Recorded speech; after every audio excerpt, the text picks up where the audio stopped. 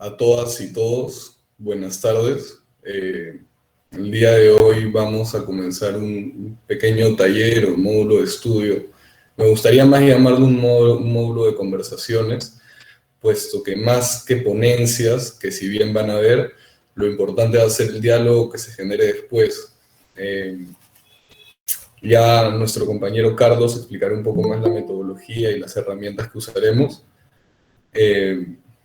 Quería agradecer la presencia de todos, la inscripción de todas y todos, y esperamos, creo, que este sea un espacio útil no solamente para nosotros, sino para ustedes sobre todo, y que en general, en conjunto, podamos conocernos y conversar y conocer más cosas. Nada más, ya le doy la palabra a Carlos para que explique un poco el módulo y la propuesta y la agrupación. Bienvenidos todas y todos.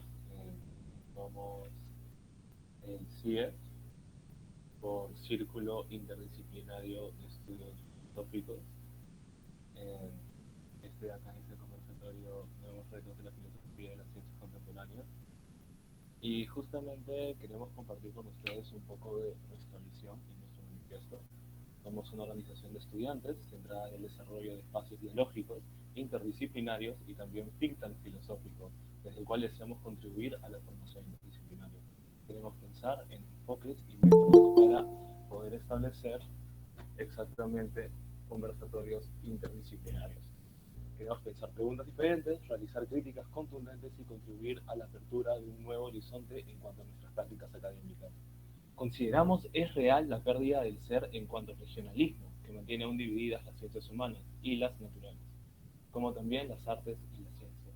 No buscamos fundamentos ni teorías generales, buscamos el reconocimiento de las posibilidades y la experimentación de sus límites. Esta no es una propuesta nueva, pero consideramos es siempre una propuesta necesaria.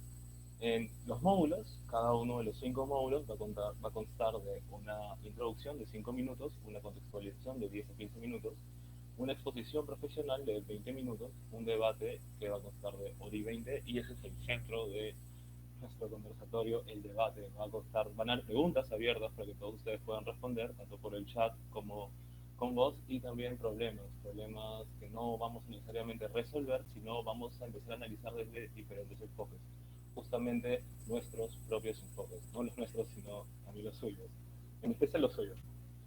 Materiales. Los materiales que estamos brindando ahorita es el aula Google Classroom, la cual vamos a usar solamente el tablón de anuncios para poner links, materiales, justamente PDFs, videos, carpetas colectivas de Drive. También queremos que ustedes creen foros en los cuales ustedes puedan plantear preguntas, traer ejemplos, y a partir de ahí todos podemos participar, tanto nosotros como ustedes, y eso de manera offline en el tablón del Google Classroom. Si podemos dejar un souvenir, queremos que sea justamente el link de Google Classroom, porque acá vamos a poner varias carpetas de Drive en las cuales van a haber muchísimos textos y también muchísimo contenido audiovisual. Juntos, llenar este espacio pues, de libros, artículos, videos, conferencias, entrevistas, links, investigaciones, noticias, cualquier cosa que pueda resultar de interés y utilidad para todos nosotros. ¿Qué le pedimos, ¿no?, a ustedes, a nuestra audiencia? Es brainstorming, de cierta manera que se comuniquen lo más posible con nosotros por el chat o por cualquier medio, en que respondan a veces con voz a las preguntas, no solamente por el chat, sino también quieren hacer participación más larga, lo hagan sin ningún miedo, ¿no? Construir y construir, planteen problemas y de ahí contradíganlos, no hay problema, todo aporte es válido, lo que piensan es importante y por favor no limiten a dar su opinión. Quiero que colaboren como quieran y cuando quieran, y los invitamos a jugar, conversar y compartir con nosotros, tanto online en estos momentos y offline a través del tablón de Classroom. El primer módulo es el panorama, el día de hoy, el cual va a ser expuesto por mí, Carlos Romero, y por Julio Laechea. El segundo módulo es el lunes 21, Tecnología, Ingeniería y Ética. También voy a estar ahí, y también va a estar el profesor César Inca Mendoza, profesor de la Universidad Antonio Ruiz de Montaña. Y de ahí tenemos modelos algorítmicos y economía cognitiva el jueves 24, el cual va a estar Martín Carrasco y Diego Orrullo. Él va a explicar algoritmos simples y también se va a explicar el Big O y, de cierta manera, el centro de economía cognitiva. La imagen de la comunicación digital va a ser el lunes 28 a cargo de Víctor Casalo, profesor también de nuestra universidad, de Montoya. Y el último tema es la cognición y los límites de la subjetividad viva, el cual va a ser el jueves 1 a cargo del profesor Antonio Pérez y también va a estar presente Julio Leche. Entonces, esto ha sido por ahora la introducción a nuestro seminario. Si hay preguntas, si hay dudas, por favor, me gustaría las preguntas.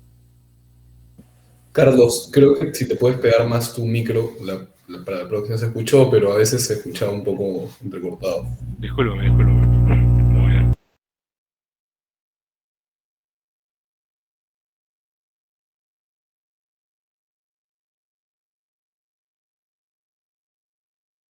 Bueno, es básicamente eso en realidad, y dejar lo que dijo Carlos y algo para precisar, o mejor dicho, poner énfasis, es el hecho de que ya tenemos un salón con un grupo de gente que al parecer le tiene un tema en común o intereses en común, y es un espacio en el cual ya hay textos, ya hay material, van a haber videos también, van a estar las sesiones, y se va a quedar ahí, ¿no?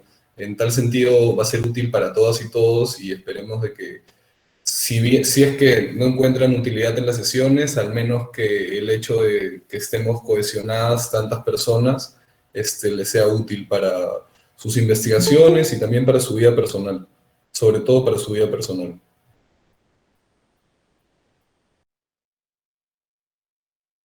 Entonces, perfecto. Voy a continuar con la exposición del módulo 1, Panoramas de las Ciencias Contemporáneas. Voy a hacer una pequeña revisión de no todas las posturas, pero de cierta manera las más influenciales. Entonces, iniciaremos con el empirismo lógico o neopositivismo. Esta es, tal vez, la tentativa más radical de construcción de la metafísica. Es también el esfuerzo más radical por sostener que la tesis de la racionalidad humana coincide con la racionalidad científica. Este doble intento se persigue mediante la unificación de los resultados más avanzados del empirismo y de la moderna lógica simbólica. El núcleo de esta crítica radica en el principio de verificación, en el cual no solo se sostiene que el sentido de las proposiciones refieren al dato, sino que este dato está ligado a una inmediatez de la experiencia. En el caso de Ernst Mach, podemos ver que la lógica matemática es irreconciliable con las determinaciones individuales. Ciertamente, la lógica matemática parte de una serie de premisas lógicas que no refieren al mundo real.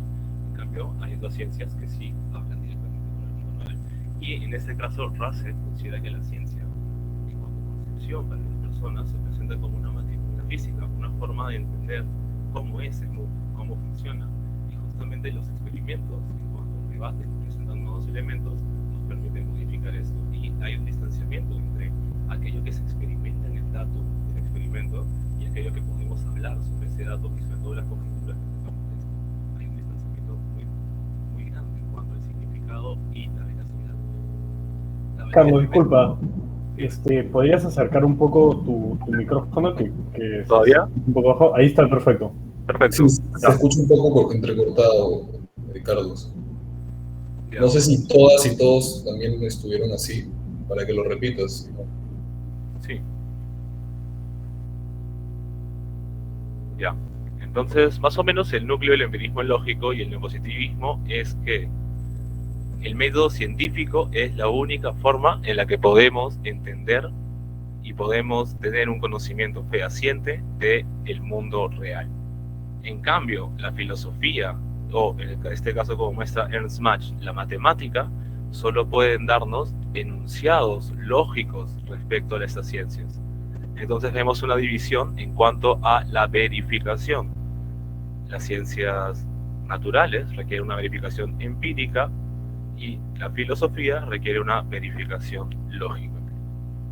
En el caso de este otro movimiento, el razonamiento inductivo, encontramos que ellos hacen, a diferencia del otro movimiento, generalizaciones grandes de leyes a partir de elementos de la experiencia. En primer lugar, se observan y registran todos los hechos sin seleccionar ni hacer conjeturas a priori, y en segundo lugar, se analizan, comparan y clasifican los hechos registrados y observados.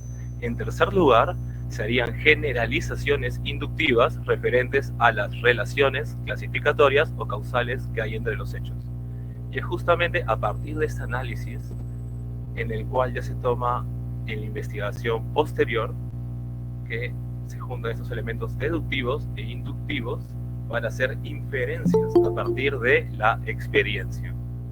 Y justamente esto nos lleva a una serie de problemáticas. El pensar que a través de la inducción podemos tener creencias que son racionales, pero no necesariamente verdaderas. Y esto lo muestra el ejemplo del pavo inductivo. Este pavo consideraba que como todos los días de su vida le daban comida en la mañana, él todos los días esperaba que el día siguiente le dieran comida en la mañana, y su experimentación por muchos años o muchos meses lo llevó a esa conjetura, y le parecía que de todas maneras le iba a dar comida el siguiente día. Pero un día llegó la acción de gracias y pues lo mataron y se lo comieron. Entonces justamente no podemos llegar a conclusiones reales con un método inductivo. En el caso de Popper vemos una especie de dialéctica, ¿no? En cuanto a la inducción, no. Para él no existe tal cosa, ni aprendizaje por inducción, o repetición, o alguna forma de instrucción. Para él, todas las discusiones científicas comienzan con un problema, para el cual ofrecemos una teoría tentativa. Luego, esta es criticada, y un esfuerzo por eliminar el error, de cierta manera, para mejorar la teoría tentativa. Como en el caso de la dialéctica, esto nos lleva a una renovación en cuanto a nuestras prácticas.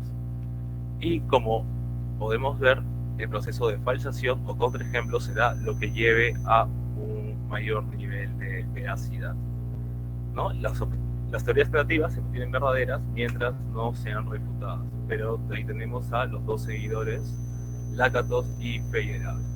Entonces, en el caso de Lakatos, él será más fiel a la falsificación como un método de verificación, como un método de hacer las teorías y los métodos mucho más eficaces, mientras que Feyerabend considerará que este método no es del todo eficaz y que lo que debemos hacer es considerar a la ciencia como una pura dinámica de la falsación, lo que significa que es una especie de anarquismo. No va a existir una teoría verdadera en ningún sentido, solamente vamos a hacer crítica tras crítica tras crítica, como un proceso hermenéutico infinito. En el caso de Kuhn, sostiene que toda actividad científica se desarrolla bajo un paradigma, entendido este como el conjunto de ilustraciones recurrentes y casi normales de diversas teorías en sus aplicaciones conceptuales, instrumentales y de observación. El autor rechaza el perfeccionamiento porque considera que todos los paradigmas tendrán anomalías, entendidas como el conjunto de problemas que se resisten a ser solucionados. Pero él considera estos fracasos concretos y particulares, considera que estos fracasos concretos no son necesariamente fracasos que deben hacer que cambiemos de paradigma. Entonces, la ciencia normal se va a encontrar fenómenos, va a cambiar un poco su sistema para ampliarse y poder asimilar estos fenómenos, y solo frente a fenómenos excepcionales, frente a una verdadera crisis, la ciencia requiere un cambio, y este cambio se da en la ciencia extraordinaria. Esa ciencia extraordinaria después convierte estos fenómenos extraños en fenómenos normales, y así regresa al mismo proceso. En el caso de Dilthey tenemos la división en cuanto a las ciencias que se encargan de la comprensión y aquellas que se encargan de la explicación. Aquellas que se encargan de la comprensión se refieren a objetos que no podemos combinar, en cuanto a que no podemos combinar en sí la naturaleza humana, ¿no? El lenguaje, la sociología, la historia, y de ahí tenemos las ciencias de la explicación Erklärung, ¿no? Justamente estas ciencias son las ciencias naturales, inorgánicas, las cuales buscamos de cierta manera dominar. Y de ahí tenemos el cambio de paradigma en todo sentido, lo que se llama el giro ontológico. Y aquí menciono un poco a Heidegger, pero Heidegger lo veremos sobre todo como en el siguiente módulo. Y acá menciono el olvido del ser en las ciencias y la ciencia y el mundo. Esto significa que las ciencias, las prácticas científicas solamente se encargan de un objeto parcial del mundo. En cuanto a la física, solo ve el mundo de la física, y la biología solamente ve el mundo biológico, pero ninguna se encarga del ser, porque el ser es lo que hace que el ente sea y pueda habitar en el mundo. Y al fin y al cabo, si no nos acercamos directamente hacia el ser, no nos preocupamos por el ser, nunca seremos realmente... Carlos, un audio. ¿De nuevo? ¿Aló? Sí, sí, sí. Ahora pégatelo siempre, porque parece Ya, que ya. cuando lo pegas se escucha mal. Perfecto. Entonces, el giro ontológico es concentrarse en el ser, sobre todo para dejar de tener una visión parcial de las ciencias.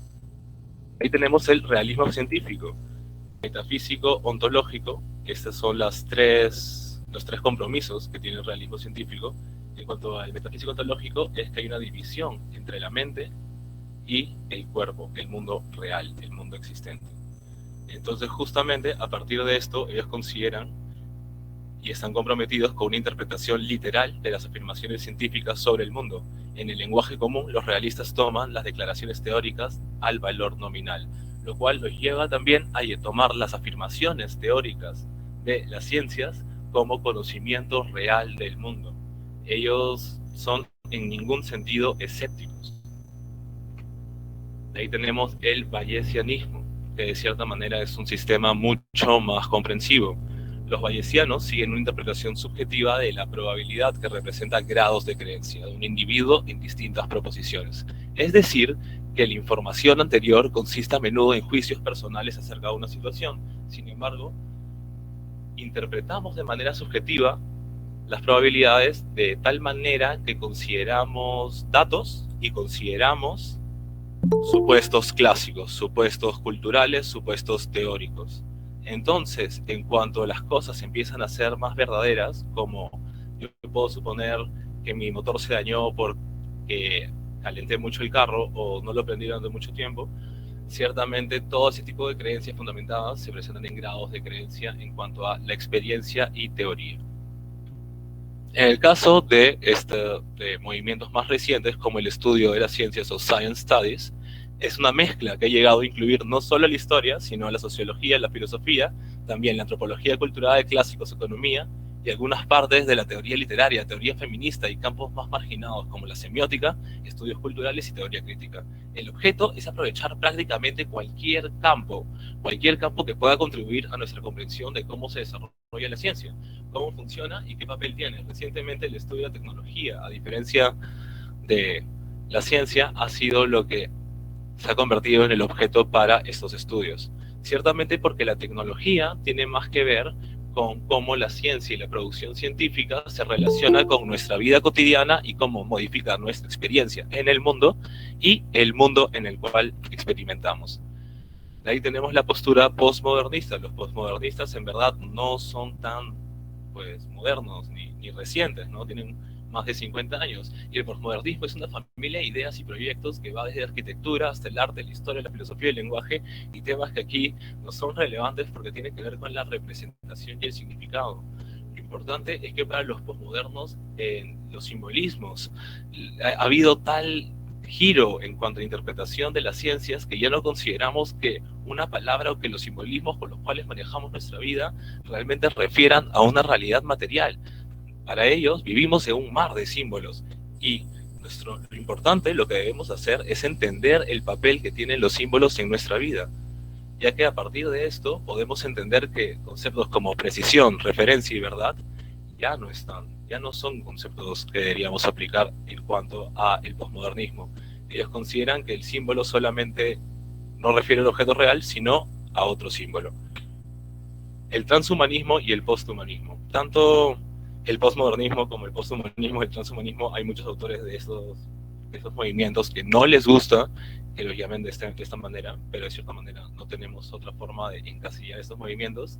Es representado como una H más, y es un movimiento cultural e intelectual que tiene como propósito transformar la condición humana mediante el desarrollo y fabricación de tecnología ampliamente disponible, que mejore las capacidades humanas, tanto a nivel físico como psicológico o intelectual. Los pensadores transhumanistas estudian las posibilidades, los posibles beneficios y peligros de las nuevas tecnologías. La idea es superar las limitaciones humanas fundamentales, como también la tecnología adecuada a la hora de desarrollar y usar estas tecnologías. Estos especulan sosteniendo que los seres humanos pueden llegar a ser capaces de transformarse en seres con extensas capacidades merecedores de la etiqueta de posthumanos. Estamos repensando los parámetros de nuestra humanidad. Esta es una cita de una entrevista que hizo Braidotti. Ella considera que el término posthumanista no es un gran concepto, a ella no le gusta, pero ciertamente no hay otra forma de pensar todas estas investigaciones, todos estos experimentos que se están llevando a cabo en universidades y centros culturales y que se centran en nuevas formas de pensar en qué nos estamos convirtiendo. Y justamente las preguntas, y las pueden ir pensando y después de la exposición de Julio las vamos a tratar a mayor profundidad. La primera pregunta es, ¿qué es para ustedes la ciencia? La segunda pregunta es, ¿somos posthumanos? O si sí o si no, ¿en qué momento creen que nos encontramos? ¿Dentro de la producción científica o quizás dentro de nuestra realidad como país? ¿O dentro de esos países? Muchas gracias. Continúo, Julio. ¿Qué tal? No sé si hay alguna pregunta, duda, comentario, lo que fuese en realidad.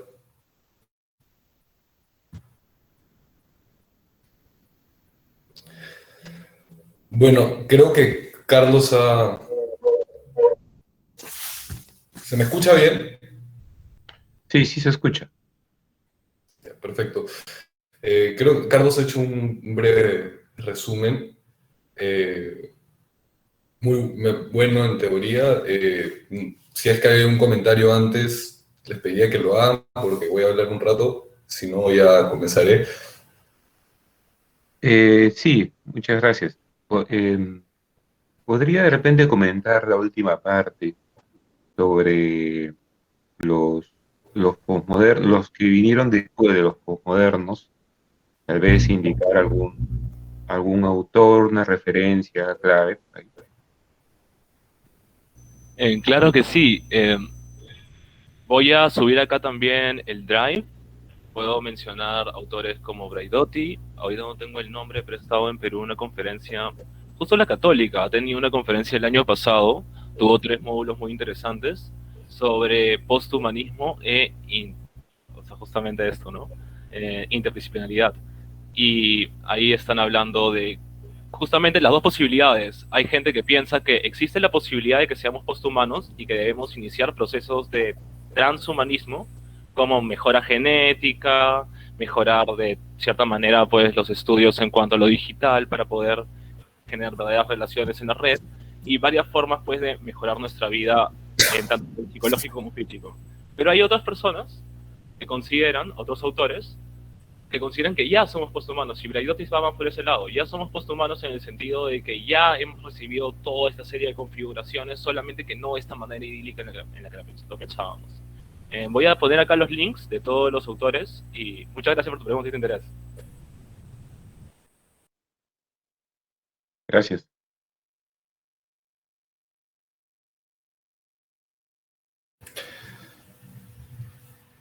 Yo tendría una pregunta, Carlos. No sé si nos puedas, tú cómo describirías o cómo, no te pido que lo definas, pero al menos qué es lo que comprendes por posthumanismo. En el movimiento humanista está muy vinculado al renacentismo, y después de eso ha venido el modernismo, y bueno, antes otros procesos. Ciertamente han habido una infinidad de procesos históricos desde que inició nuestras facultades hasta el día de hoy. Y justamente en el sentido de todo este proceso que hemos experimentado, no solamente a nivel académico ni en producción intelectual, sino en experiencia humana, implica que no solamente pues somos humanos modernos ni postmodernos, sino que estamos literalmente en otra etapa, estamos en otro milenio. O sea, cuando pienso, oye, el postmodernismo ha pasado más de hace 50 años, ¿no? O sea, los 80 fueron hace 40 años. Realmente estamos en el 2020. Estamos en otra experiencia, creo. Y bueno, hay muchos autores que consideran que realmente estamos iniciando una nueva especie de experiencia y esta pandemia ha acelerado esos procesos. Justamente el rol del COVID dentro de todos estos procesos de digitalización y de nuevas ideas de humanidad lo ha traído mucho más a la luz. Eh, un comentario, puede ser. Justamente a raíz de esta respuesta, McGinty indica en su libro La posverdad, que un responsable de la posverdad, digamos, un factor o una variable, si así lo llamamos, ha sido el posmodernismo, con su relativismo cultural o su relativismo, su visión relativa hacia la ciencia, ha contribuido a que, por ejemplo, ideas conspiracionistas se divulguen en la red, lleguen fácilmente a las personas? ¿Qué opinión tendría de eso? Yo creo que hay un doble lado. Estaba la otra vez leyendo Mirar hacia el Sol, se llama Irving Yalom, y justamente este terapeuta tenía un fuerte bias, ¿no?, hacia las teorías conspiranoicas y le llega a un paciente. Este paciente que llega con teorías conspiranoicas, le empieza a hablar pues de que se extrapolaba y que visitaba, y él intenta racionalizar todo eso. Y se da cuenta que después de muchas terapias no logra hacer ningún avance, ¿no? Y justamente a veces intentaba desmentirle, ¿no? Y de buscarle justamente este lado racional, decir, oye, son creencias culturales, tú estás pensando desde una visión subjetiva que ha sido alimentada por la propaganda.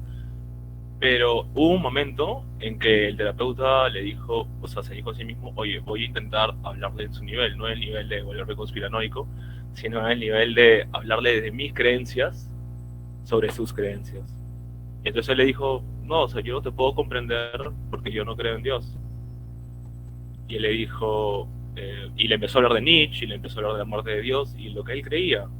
Y cuando este paciente, bueno, que también se le dice cliente, escuchó esto, él le dijo, gracias, ¿no? Justamente yo quería que respetes que esta es la forma en la que yo entiendo el mundo y que a mí me hace bien entender el mundo, y que simplemente me digas lo que tú piensas y podamos hablar en mismos términos, ¿no? Él no le estaba hablando, pues, de los Anunnakis, no le estaba hablando de Nietzsche, el terapeuta, mientras él estaba hablando, pues, de sus teorías, pero justamente la idea del reconocimiento y lo que busca el posthumanismo es que no solamente vamos a pensar que todo es relativo, vamos a pensar en qué significado tienen estos elementos en la experiencia de esta persona, de qué manera podemos ayudarla o de qué manera esto le ayuda o se complementa a su identidad, no necesariamente que lo ayuda, porque la idea también es asimilar lo bueno y lo malo.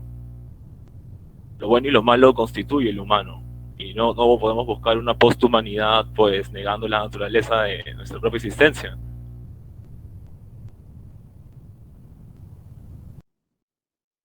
Gracias.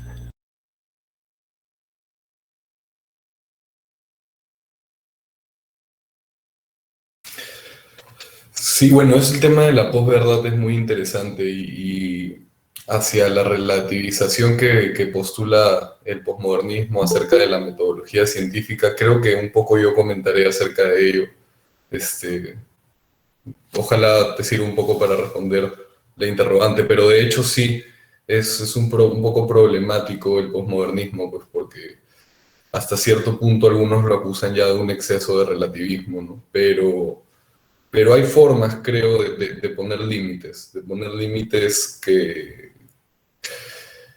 que sirvan para poder utilizar al menos la metodología científica con cierta validez. Si bien no la validez como una sola, cierta validez, con un grado de probabilidad muy amplio, muy grande, por así decirlo.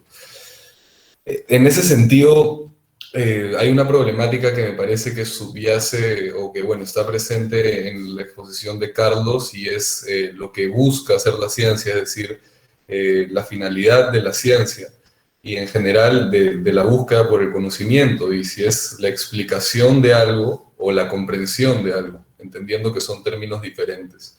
La explicación, ¿por qué? Porque la explicación responde a poder dar cuenta de una estructura de causas que expliquen por qué resulta una acción o por qué algo es de determinada forma o qué es algo, evidentemente. ¿Qué es X? Eso busca explicar, saber qué es algo. Sin embargo, la comprensión no plantea esto una metodología tan cerrada, pues no busca una razón conclusiva como finalidad, sino busca tratar de aproximarse lo más posible hacia esa cosa que quiere conocer y poder dar cuenta de cómo es que le está conociendo. Si la pregunta por el conocimiento era ¿qué es X? La pregunta por la comprensión es ¿cómo sé que X es? O ¿cómo sé lo que es X? ¿Cómo puedo dar cuenta de esto? Una suerte de saber práctico casi. Es muy interesante porque esto se va a vincular, y si bien filósofos como Dilthey, que mencionó Carlos, tratan de separar estos dos conceptos como dos cosas irreconciliables, dos disciplinas, actividades que no pueden juntarse.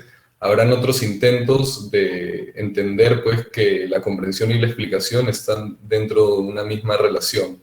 Incluso decir que la explicación es necesaria pues, para que se dé la comprensión, porque la única forma de dar cuenta de algo es explicándolo. Sin embargo, no va a ir a la explicación naturalista que propone la ciencia. Pero bueno, acerca de este debate de la explicación y la comprensión, no sé si alguien ya lo conocía o quiera decir algo mientras voy compartiendo mi pantalla.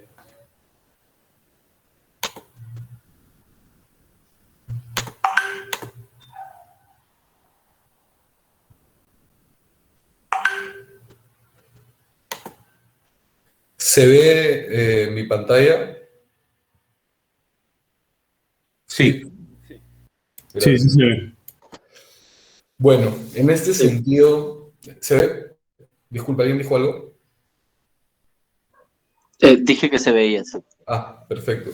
Bueno, en este sentido he preparado una breve presentación para tratar de anidar tres ideas: la ciencia, el conocimiento y la acción. Yo considero, y bueno, debo mucho esto a un curso que estoy dando ahorita en la universidad, yo considero que la ciencia, de todos modos, es una agencia, es decir, es una actividad del sujeto, más allá que solamente un método. Es decir, la ciencia no es la explicación de la naturaleza por la naturaleza misma, sino es la explicación de la naturaleza por un agente que busca comprenderla. En tal sentido, nos ofrece una agencia en el mundo, una agencia mediada por un proceso metódico que permite la representación de una realidad externa o de una naturaleza externa, por medio de una sistematización de enunciados que no necesariamente es verificable. Y como mencionó Carlos, si bien no hizo referencia directa, hizo referencia a una corriente posterior, que es el neopositivismo. El positivismo pues, nos exigió por muchos años, en el ámbito de la filosofía y de la ciencia, a buscar un método científico que sea verificable, no solamente en su experimentación, es decir, en la probación, entre comillas, de sus resultados, o contrastación de sus resultados, sino que los mismos enunciados que compongan la teoría científica o el método científico tengan que ser verificados en la naturaleza o en una ley general que describa la naturaleza.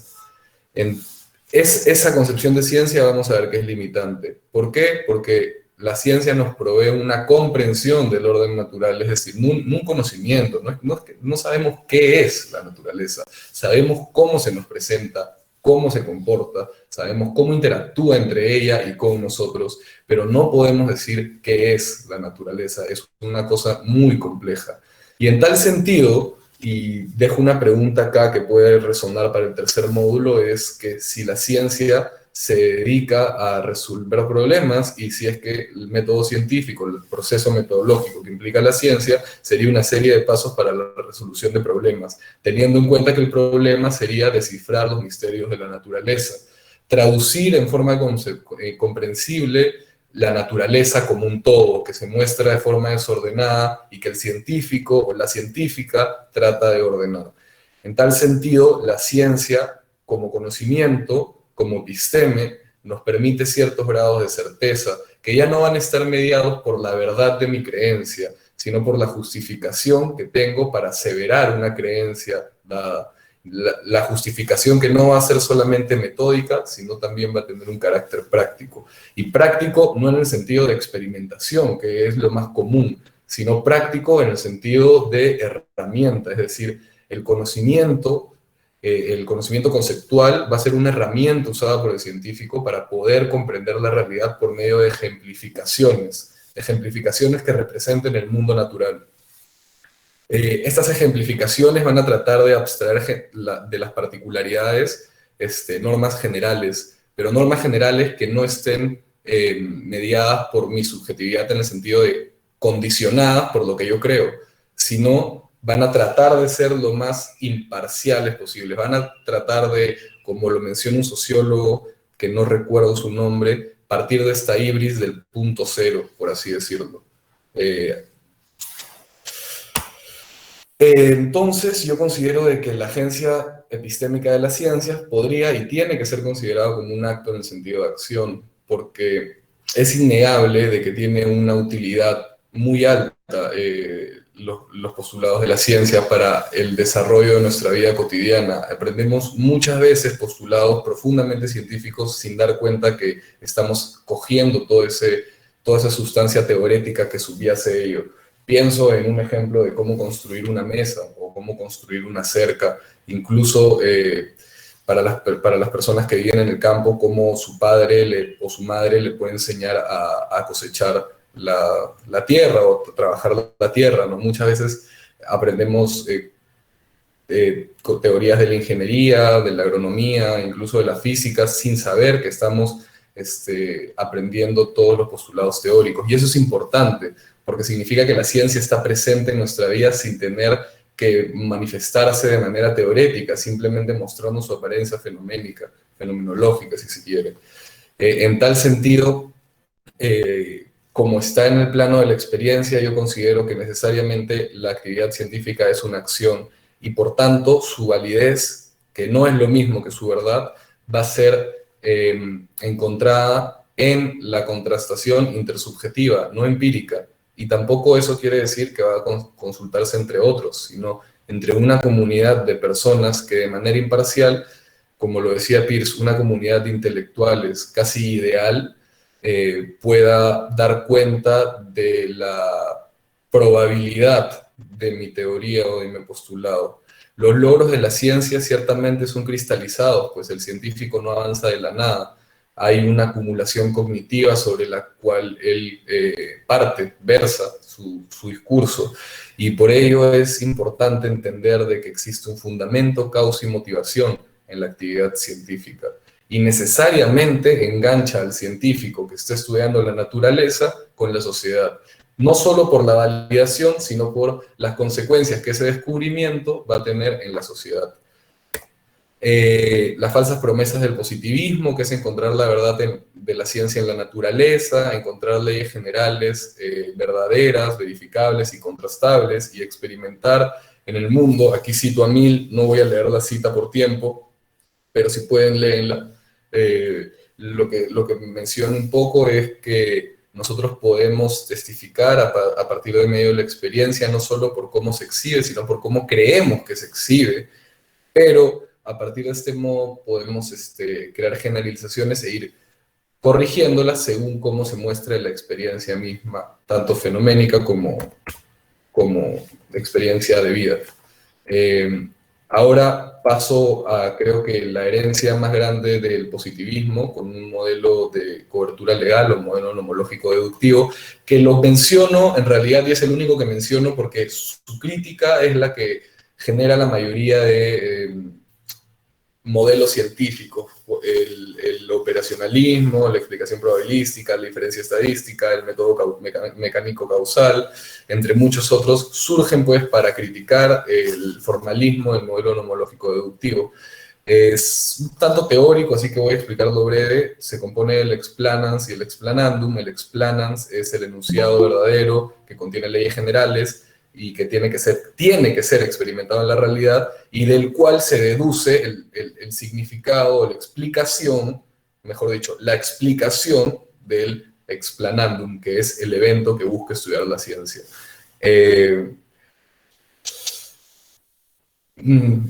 Después, si es que necesitan un ejemplo, podría ponerlo para terminar con la exposición. Ahora, entender la ciencia como un proceso significa entender a la ciencia como una forma de racionalidad. Como diría Peirce, una de las racionalidades que me sirve para llegar a criterios mayoritariamente válidos es una suerte de racionalizar la experiencia, no solo a través de lo observable, sino a través de todo lo que conforma la experiencia humana.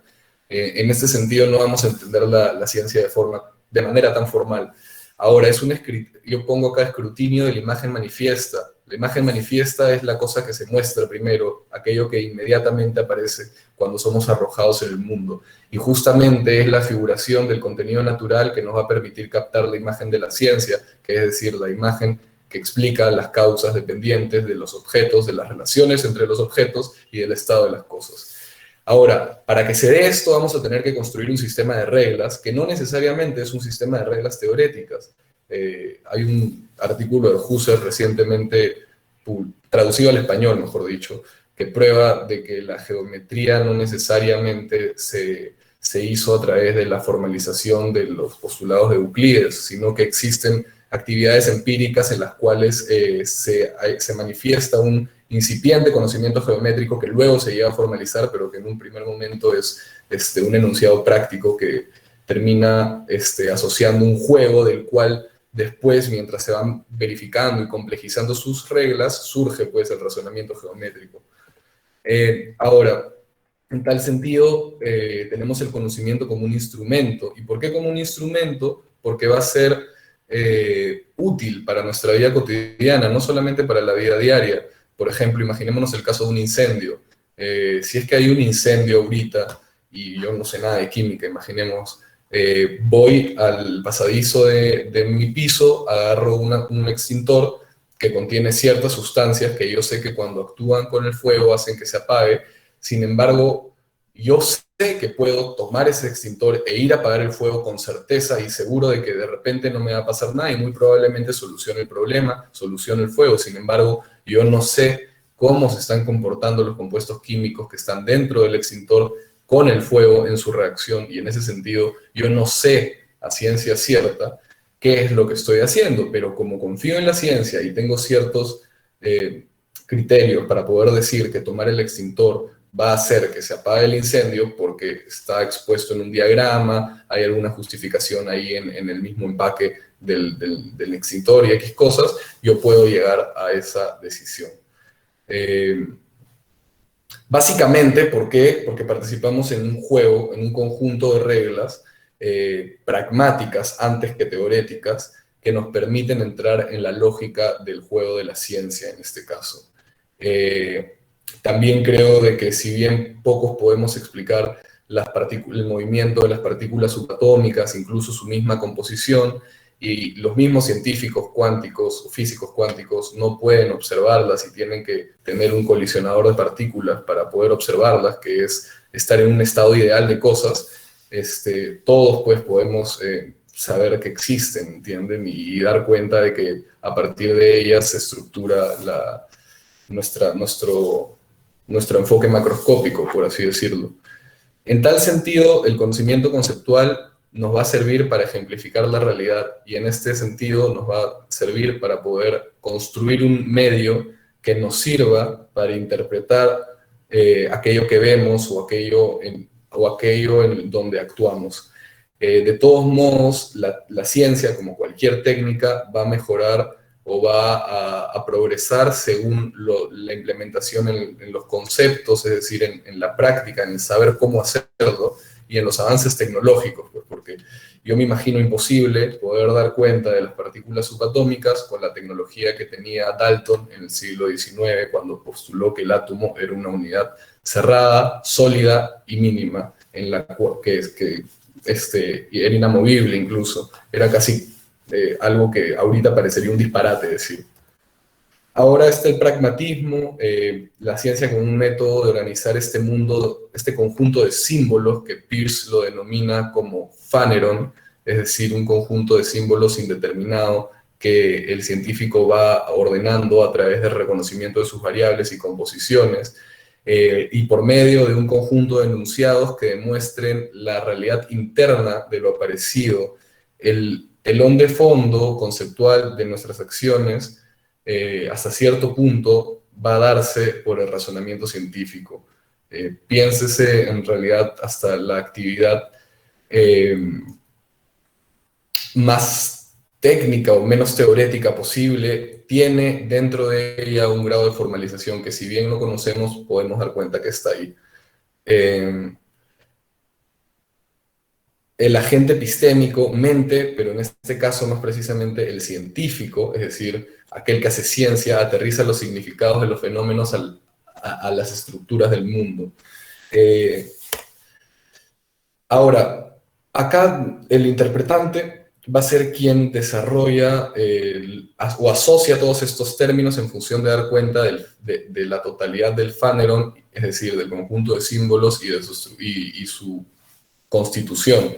Va a ser un esfuerzo este agente para poder dar cuenta de ello y va a utilizar todas las herramientas cognitivas que estén a su alcance, tanto históricas, es decir, bagaje conceptual, como actividades mentales, para poder dar cuenta del cómo y por qué conocemos un determinado evento.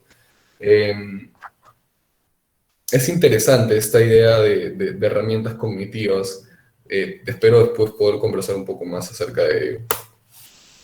Ahora, en este esfuerzo, muchas veces los científicos y las científicas no siempre están cerca al criterio de verdad que ha sido tan buscado, al menos en la primera mitad o en las primeras 3 décadas del siglo XX.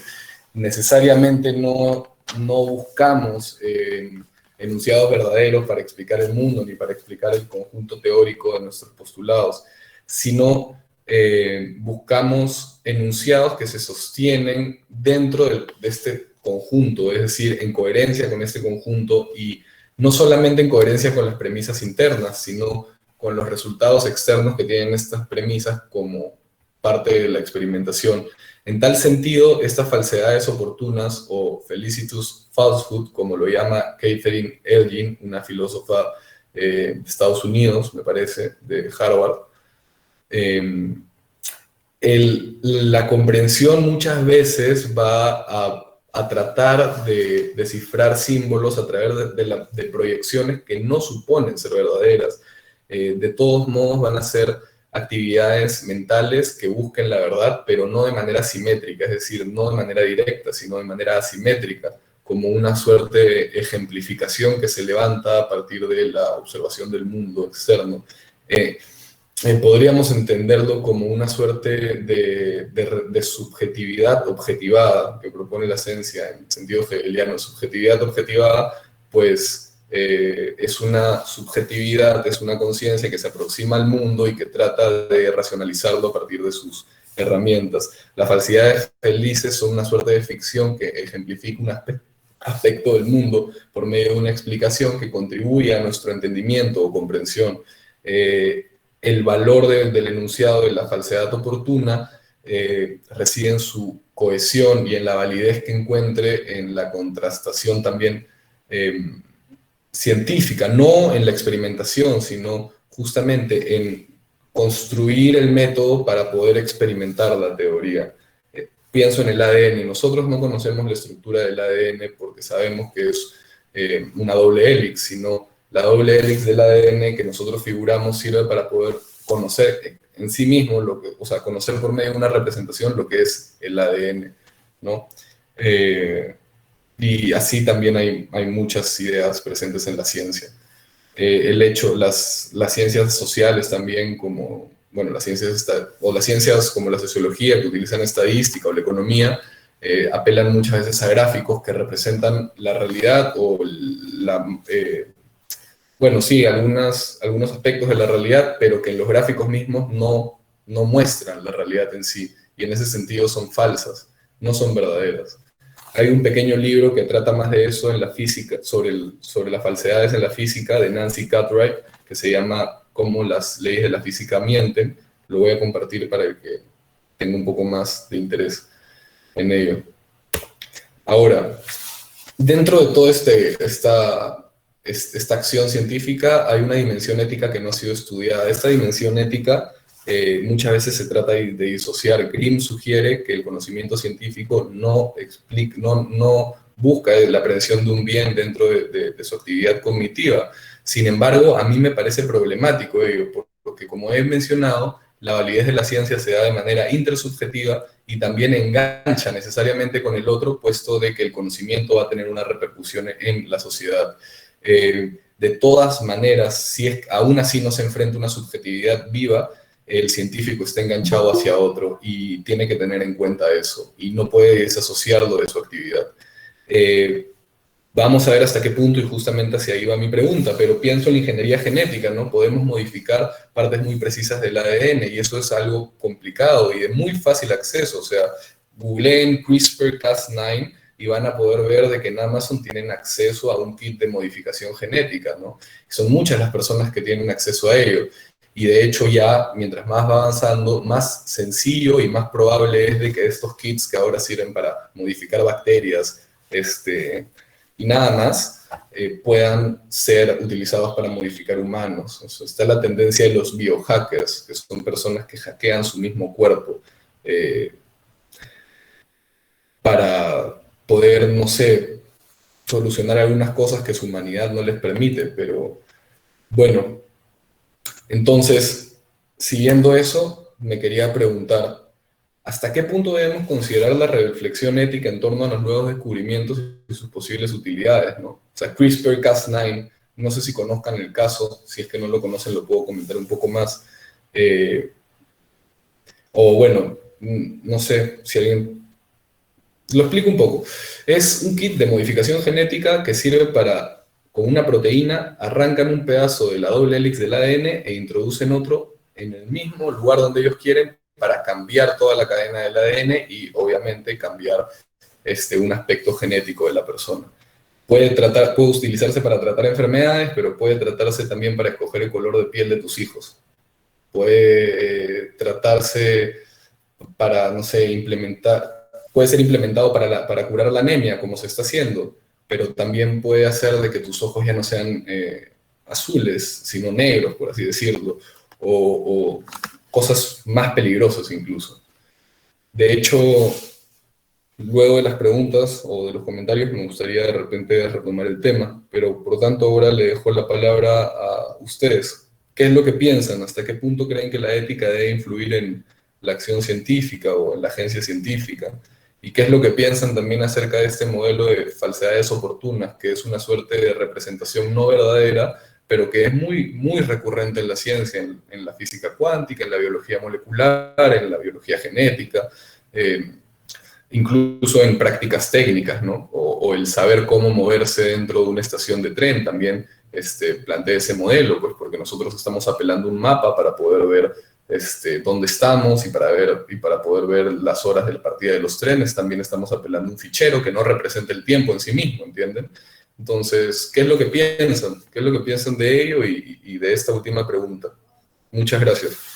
Bueno, Julio, a lo que decías, quería acotar esto, digamos, tirándolo más un poco a las áreas de las ciencias más prácticas, ¿no? De lo que sería mi área, de la ciencia de la computación, donde se presentan muchos de estos casos que mencionas, ¿no? Por ejemplo, traemos el ejemplo de una cosa bastante actual, ¿no? Como son los modelos generativos de reconocimiento facial.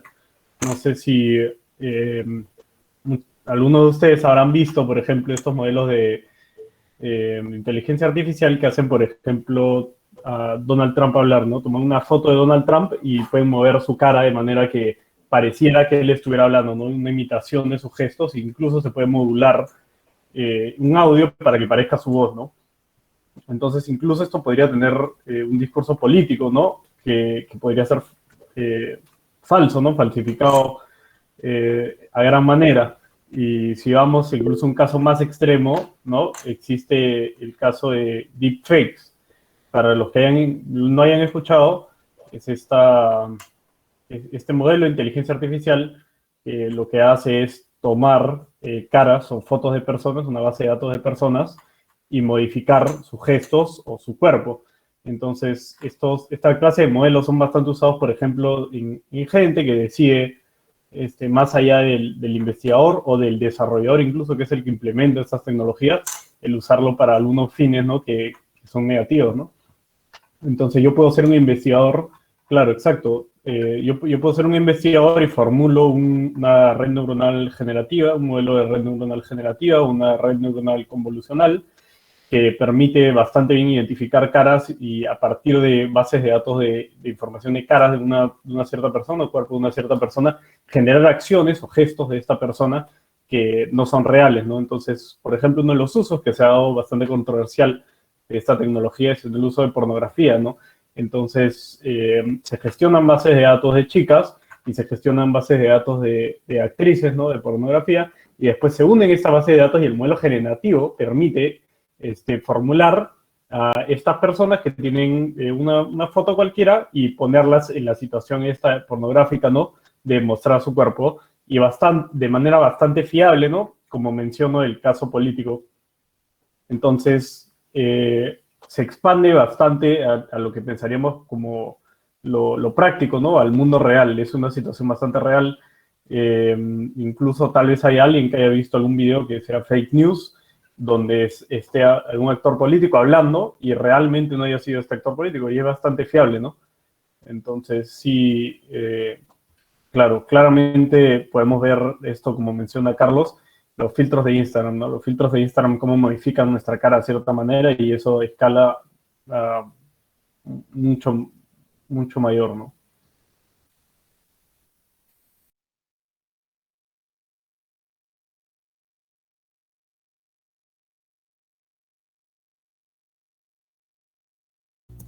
¿Alguno tendría algún comentario que realizar?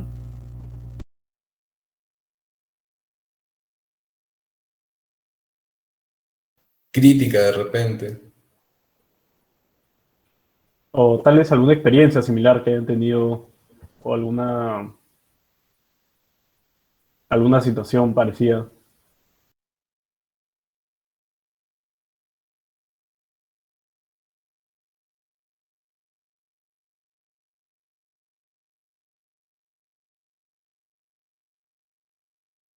Claro, bueno, sobre los algoritmos de YouTube y estas plataformas, ¿no? Como Instagram, ¿no? O Facebook, que se menciona el algoritmo de Facebook o el algoritmo de Instagram, ¿no? Que te muestra, no te muestra.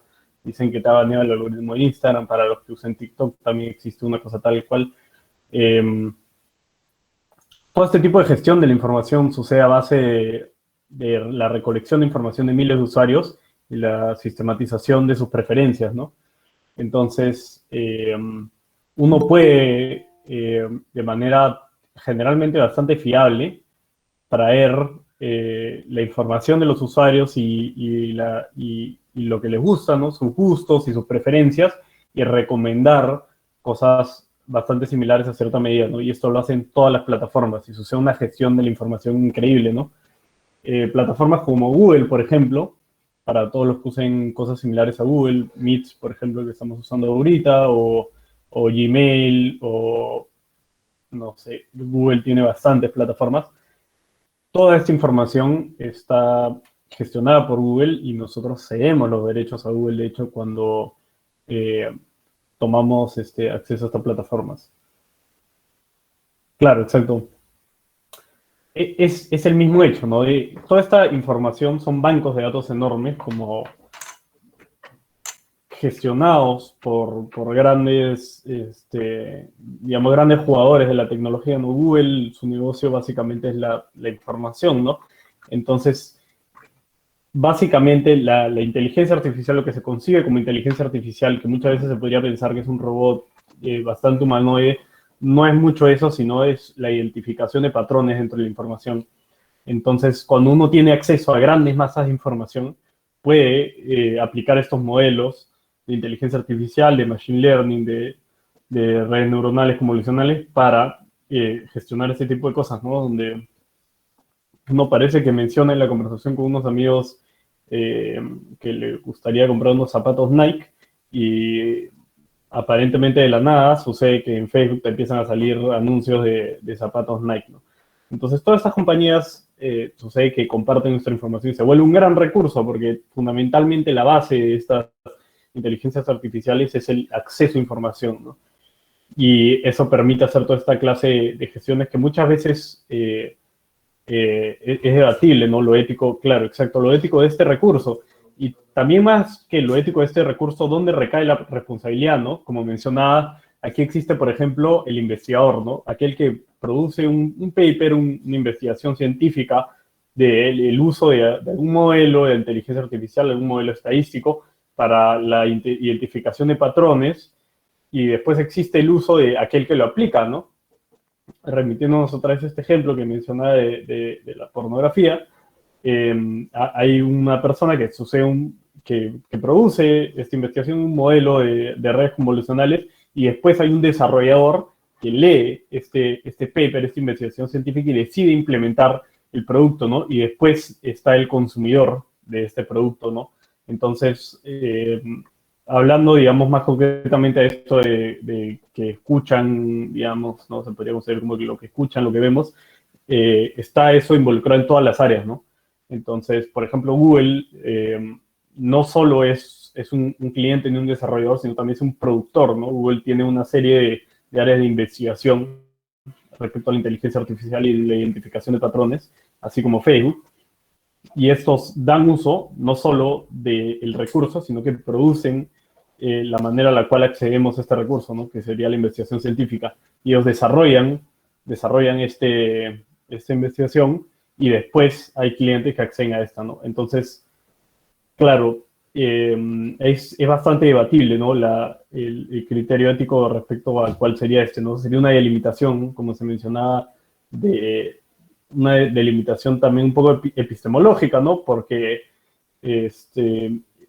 tenemos esta investigación, este conocimiento que se trae al mundo, que podría tener tantos fines diferentes, pero es aplicado de manera muy, muy variada, ¿no?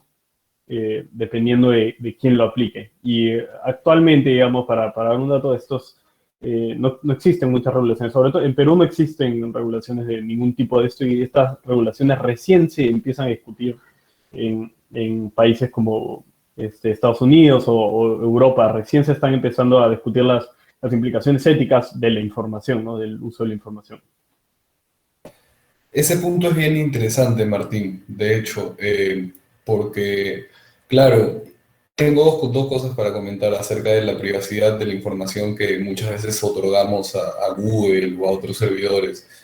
Muchas veces esos términos y condiciones que nosotros como usuarios leemos, bueno, en tu caso tú eres científico de la computación y tienes conocimiento de ello, ¿no?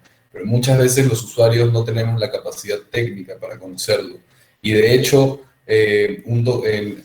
la semana antepasada en un colegio de la Universidad en un coloquio de la Universidad Panamericana, un doctor en ciencia de la computación decía que muchas veces él mismo no entendía estas cosas, pues porque suponen un conocimiento técnico muy grande. Entonces, al final el usuario está casi obligado a aceptar porque, bueno, quiere ser parte de este nuevo espacio en el cual todos y todas estamos, bueno, lamentablemente en nuestro país no es así, pero la mayoría de personas estamos inscritos en este espacio, pero al final terminamos vendiendo toda nuestra información, y cualquier persona puede tener acceso a nuestras fotos, a nuestros recuerdos, a nuestros horarios, a nuestras direcciones también, a nuestras cuentas bancarias en algunos casos.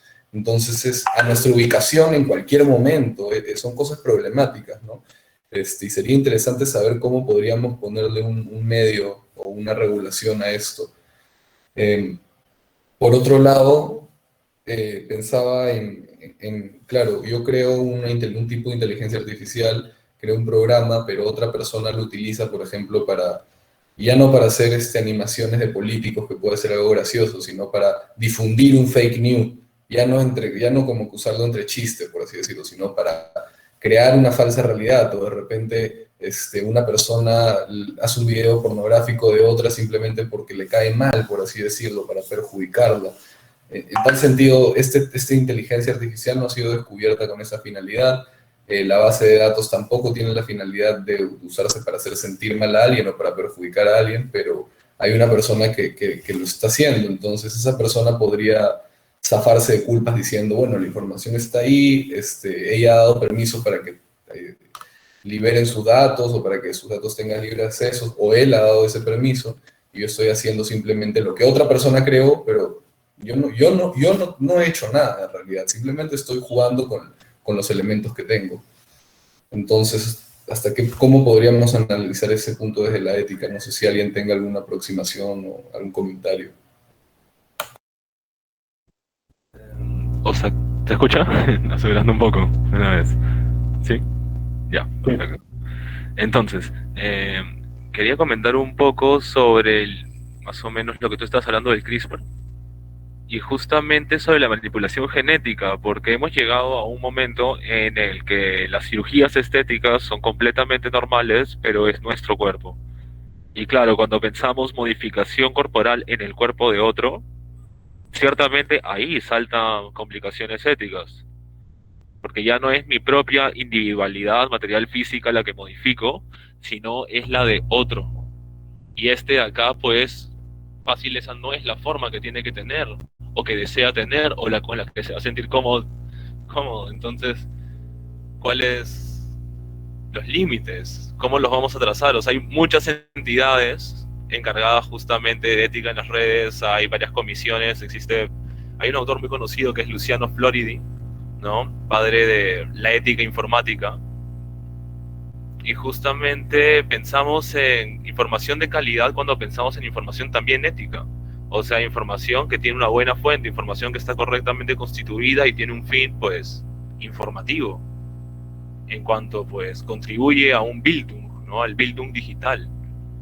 Y quería, yo no puedo contestar muy bien la pregunta de Gino Marino Jiménez, no sé si la lee Julio.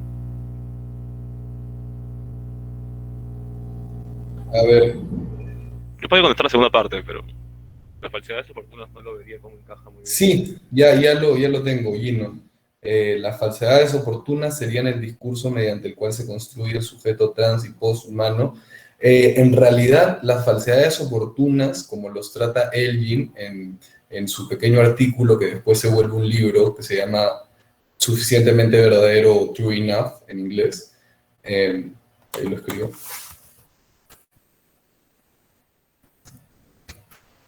Ya, bueno, es un modelo que se usa dentro del razonamiento científico, más allá del sujeto trans o posthumano.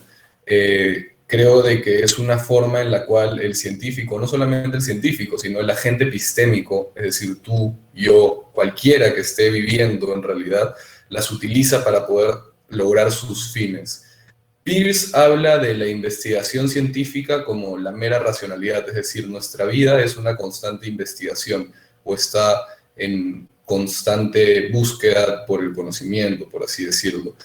Y en tal sentido, para poder llegar a los fines de la investigación de nuestra vida, nosotros, por medio de nuestro esfuerzo cognitivo, creamos herramientas conceptuales que nos permitan sujetar mejor el hecho.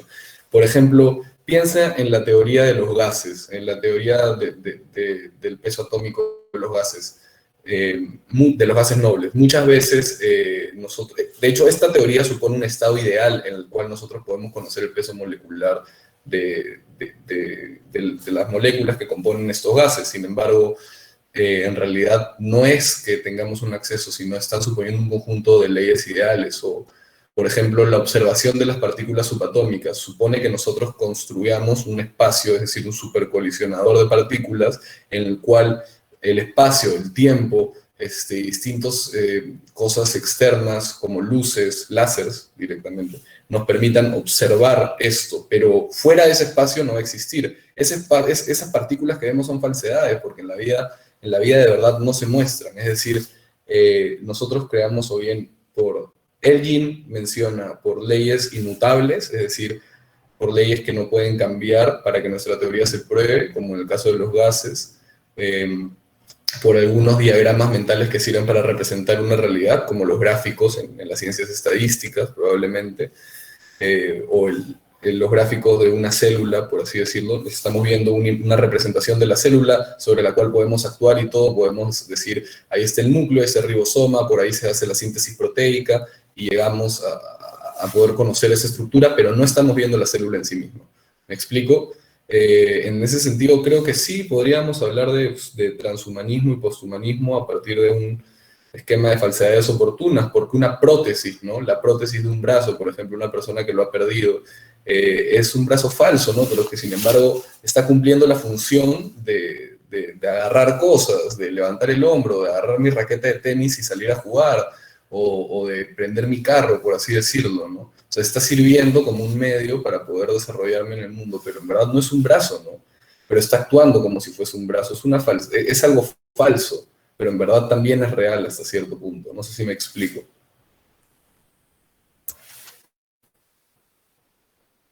Y ahí reside el valor, la relación asimétrica con la verdad, porque no es que diga, ya, esto es igual a un brazo, por eso es un verdadero brazo, porque tiene la misma función, sino es una representación del brazo que puede, eh, no sé, utilizarse para cumplir las mismas funciones y para poder cumplir sus fines. Pero como repito, Elgin no lo piensa en función del post ni transhumanismo, pero sino para la explicación científica.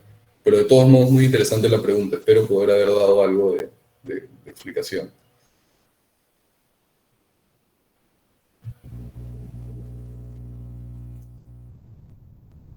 O sea, yo creo que, o sea, a mí me has respondido, no era mi pregunta, claramente, pero a mí me has respondido en todo sentido. Y podría agregar, frente a esto, que considero que, claro, el posthumanismo y el transhumanismo ni siquiera son términos que terminan de convencer a los mismos autores, porque no tienen forma, pues, es una verdad, exactamente, pues, una falsedad oportuna, es una verdad incongruente, porque no existe tal movimiento, no existe tal definición de ese estado. O sea, podemos hablar de posthumanidad en Noruega, pero de ahí vamos a Uganda y tenemos otra experiencia, ¿no? Que puede ser posthumana, porque de cierta manera tienes una serie de elementos digitales mezclados con una serie de elementos rurales. Es como cuando vas a la sierra y estás en un pueblito, pero de la nada hay un niño con su smartphone en la plaza. Es una mezcla extraña, ¿no? Entre que empieza a darse entre la experiencia natural, incluso de la misma naturaleza, con la experiencia digital, y los nombres o formas que podamos también inclusive pensar con nuestra relación con el cuerpo no digital, como somos posthumanos, es algo que podemos decir por ahora, tal vez podríamos denominar algo así, ¿no? Sigue siendo, pues. Y justamente regresando a Kuhn y a Popper, justamente estamos en un estadio, lo vamos a pensar, lo vamos a criticar, y posiblemente en un par de años esos términos no satisfagan o no sirvan en ningún sentido y se vuelvan falsedades completas, ¿no? Sin utilidad. Claro.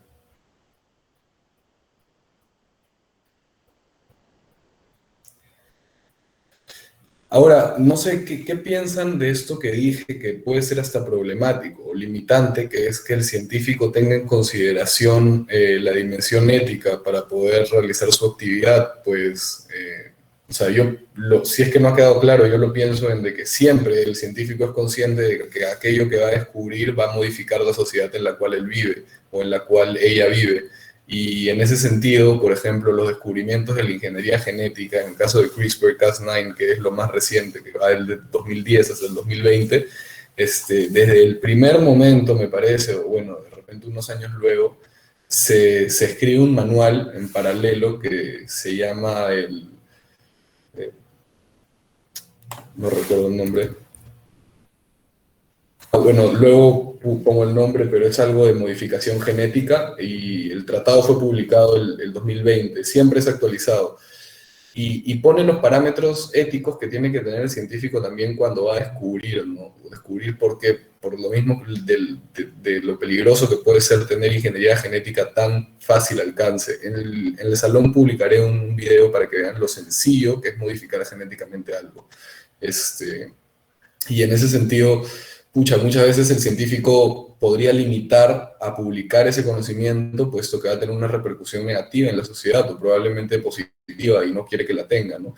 Y en ese sentido podría limitar la agencia científica. Pienso en el caso, que no es cierto, sino es una hipótesis para ejemplificar lo que digo, de que Darwin haya sido consciente de la posibilidad de una interpretación racista de su teoría, como muchas veces la ha habido a lo largo de la historia, ¿no? ¿La hubiese dicho, no la hubiese dicho? ¿Qué pasa si es que se lo hubiese guardado porque tenía en cuenta esas cosas, ¿no? Nos hubiésemos quedado sin la teoría evolutiva. ¿Cómo sería la realidad en ese sentido? Entonces la ética entraría para limitar la explicación de las causas. Yo no lo creo, no sé qué piensen ustedes.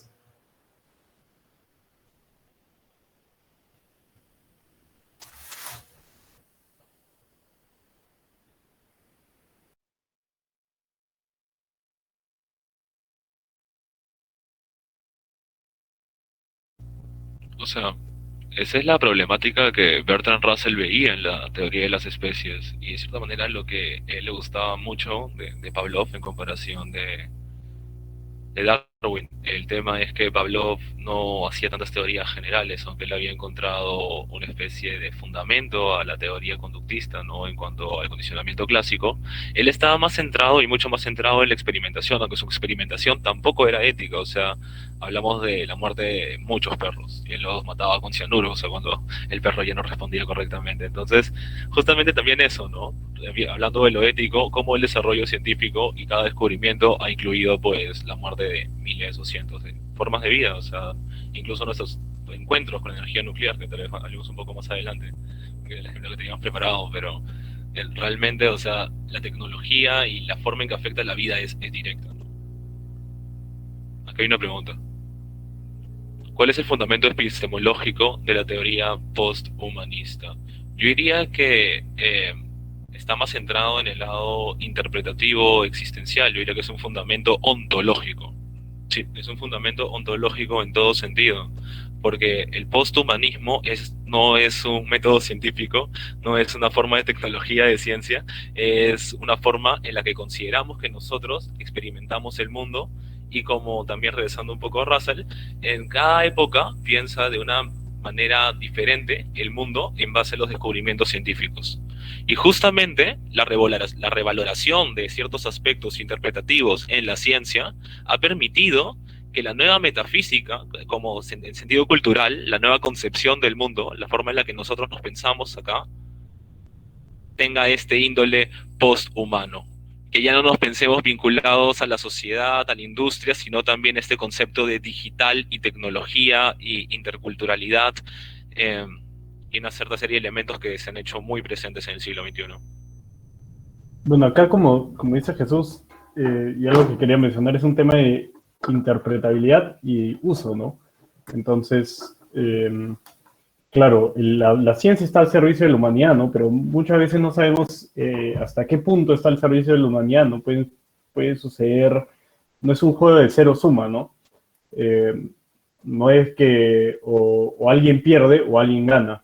Entonces, muchos descubrimientos que se hacen en lo que respecta a la ciencia tienen unos usos prácticos para la sociedad mucho después de haber sido concebidos, ¿no? Por ejemplo, si pensamos en el teorema de Fermat, de los temas que escribe o las áreas, por ejemplo, de grafos, ¿no? Hay muchos temas en los cuales nosotros podemos pensar en optimización de procesos o en aplicaciones, por ejemplo, para cómo funciona el Internet, ¿no? Cómo nos interconectamos. La manera en que nos conectamos con el Internet es una aplicación directa de la ciencia, entre la cual salta nuestra conexión desde nuestra casa al proveedor de Internet y finalmente al servidor en el cual nos provee el servicio, ¿no? Y muchas veces estas aplicaciones nosotros las concebimos como que estuvieran al servicio de la humanidad, pero suceden muchos casos en los cuales, claro, existe la interpretación y después el uso que se da, ¿no? Entonces, claro, se puede usar estas tecnologías, ¿no? Para estos fines, digamos, no éticos, ¿no? Un poco más individualistas, de generar estas plataformas, ¿no? De beneficio personal o político, pero también se puede generar plataformas, por ejemplo, de identificación por poner un ejemplo, de tumores, ¿no? Entonces, en lo que se refiere a la visión computacional y esta identificación de patrones, se puede entrenar inteligencias artificiales para resolver problemas médicos que un médico, si bien está bastante entrenado, puede tener dificultad en identificar estos patrones muy convoluidos, ¿no? Entonces, está sujeto, no es muy fácil, digamos, no es fácil determinar este criterio de la usabilidad de la sociedad, ¿no? Es un criterio un poco más ambiguo, digamos, ¿no? Yo creo personalmente que la finalidad de la investigación siempre va a ser al servicio de la humanidad y del mundo, pero muchas veces podría parecer que esta clase de descubrimientos tengan un fin nocivo, ¿no? Como lo de la energía nuclear. Vemos que en un inicio esto dio al uso de la bomba atómica, ¿no? Que es un uso de la energía nuclear, del conocimiento de la fisión nuclear, de cómo se puede separar los átomos y liberar una gran cantidad de energía, pero sin embargo esto nos sirve de gran manera, ¿no? La energía nuclear es un gran tipo de energía que genera calor y nos permite transmitir este tipo de calor y transformar esta energía cinética en una energía eléctrica, ¿no? Y nos permite, digamos, proporcionar de electricidad, ¿no? Un recurso básico humano que debería tener todo el mundo. La electricidad ya es un recurso humano básico, eh, a partir de este concepto, ¿no? De esta investigación. Entonces, sí, yo opino personalmente que es un criterio bastante ambiguo, ¿no? Creo que hay descubrimientos que se siguen haciendo y a veces no tienen mucho uso, digamos, práctico, empírico, sino tienen una finalidad bastante teórica, pero después termina teniendo un fundamento para la sociedad. Más bien, la delimitación, ¿no? El criterio de demarcación del uso de estos descubrimientos científicos tal vez debería estar no respecto a la investigación, sino respecto al uso, ¿no? Es interesante ver cómo se vuelve una suerte de forma de vida, como llama Peirce, al conocimiento científico, en el sentido de que, claro, debería, pues, como tú mencionas, Jesús, estar siempre al servicio del bienestar de la humanidad, pero muchas veces los postulados de la ciencia, si bien están ahí para mejorar nuestra vida, la usanza que se le da, como ha explicado Martín, no es la mejor posible para el bienestar o la armonía humana. Y ese es el punto en el cual, como personas que reflexionamos, todos los que estamos acá, ¿no? Que estamos reflexionando en torno a las ciencias y a la actualidad, debemos de ver, pues, ¿no? Ahora, ¿cómo podemos regular esto que parece tan difícil de ser regulado, ¿no? ¿Cómo podemos establecer un límite para algo que no puede en verdad ser condicionado? Porque tú no puedes condicionar cómo es que la gente utiliza los conceptos, así fuese de la ciencia o de lo que fuera, ¿no?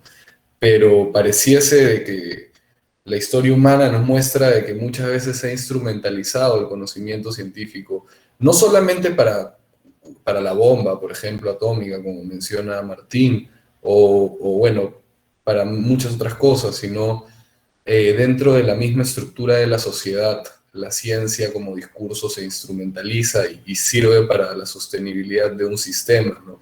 Muchas veces la ciencia nos oculta cosas. Creo que con el COVID nosotros hemos probado, la ciencia no, sino los científicos nos ocultan cosas, pues porque están instrumentalizados por otros grupos de poder, ¿no?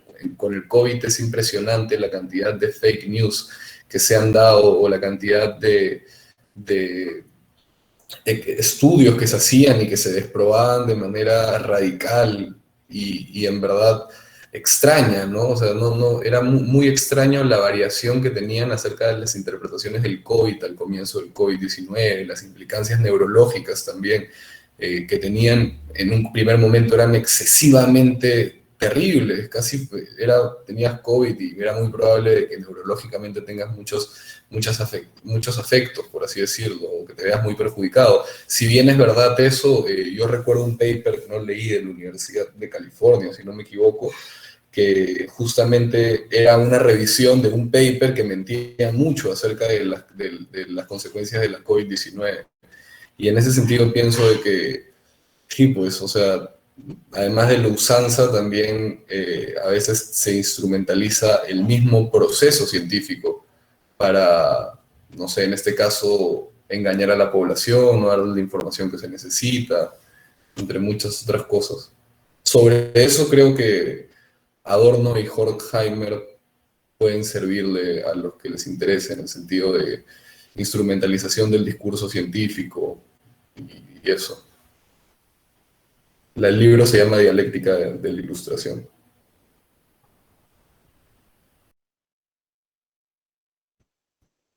Justo un poco, tal vez por el otro lado, ¿no? Por el lado justamente del ontológico, Heidegger, ¿no? Considera. Carlos, tu micro. Dale, dale. Justamente, por otro lado, por el lado ontológico, Heidegger, tanto en aportes de la filosofía del evento y Ser y Tiempo, podemos encontrar que existen grandes proyectos para el ser, existen grandes proyectos para la humanidad, y estos grandes proyectos están de acorde a nuestra función principal, que según él es nuestra autointerpretación, la autointerpretación que tenemos de nuestra existencia.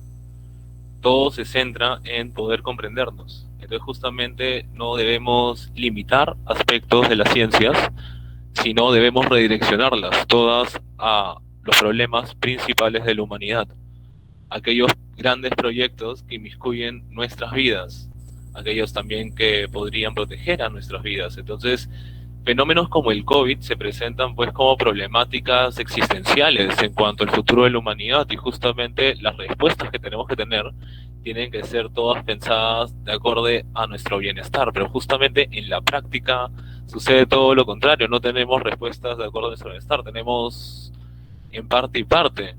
Y muchas veces todas estas respuestas se manifiestan ya bajo otras condiciones, condiciones económicas, condiciones mercantiles, condiciones pues estatales también, o incluso de los mecanismos de salud y qué tan eficientes son para poder cumplir con las necesidades de las personas. Entonces, en todas estas esferas de la experiencia del mundo en juego cuando intentamos responder pues a estas problemáticas existenciales, en las cuales siento que no debemos limitar nuestros recursos, sino redireccionarlos todos a justamente preservar nuestra integridad, preservar nuestros valores, no permitir pues que justamente las personas sean desinformadas, hayan personas que no se quieran vacunar porque tienen pensamientos negativos o conspirativos respecto a las vacunas, que no hayan grupos de poder que lanzan desinformación para favorecer sus propias visiones, y justamente todos esos elementos egoístas que no responden a los proyectos de la humanidad o a los intereses de la humanidad son los que de cierta manera no deben dejarse de lado, sino deben pues redireccionarse. O sea, al fin y al cabo estas personas, estos grupos de poder son grupos influyentes que mueven poblaciones, y sin esos grupos, sin esas personas, ciertamente pues si no, o sea, si las limitas, no van a estar de tu lado, no van a poder, o sea, van a seguir siendo pues una resistencia. Y al fin y al cabo pues las resistencias no se pueden eliminar, y justamente regresando a la dialéctica histórica de las ciencias, vamos a tener este tema de que quizás el futuro puede ser distinto al futuro ético que hoy yo estoy planteando. Puede ser un futuro simplemente distópico y funcionalista, en el que la vida humana no valga nada y lo que importa pues sea de cierta manera los logros materiales que puedes alcanzar utilizando esta vida. Entonces justamente es una dicotomía histórica, y la verdad justamente termina siendo una especie de falsedad conveniente, regresando un poco a Julio. Y ahora, no sé si ustedes querrían, pero podríamos intentar responder esa pregunta de qué es la ciencia, ¿no? En su sentido de experiencia, como estudiantes, académicos. ¿Qué es la ciencia para ustedes? ¿Creen que, por favor, podrían decirme un poco?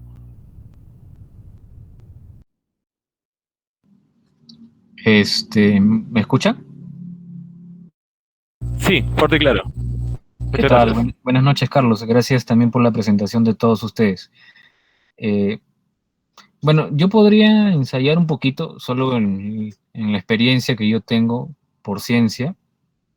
Bueno, yo soy eh, bachiller en geografía por la Universidad Nacional Mayor San Marcos, y lo que vengo entendiendo por geografía o la labor científica, entiendo yo que es un tipo de conocimiento, o el conocimiento humano, que se sirve, bueno, así lo tengo entendido, de ciertos métodos y principios para comprender la realidad o sus fenómenos que se la presentan o son observados. De ahí que le interese al investigador conocer sus causas, sus probabilidades, comportamientos, y plantear una solución a ello, ¿no? Eso es, en pocas palabras, lo que tengo por conocimiento científico, perdón, como ciencia.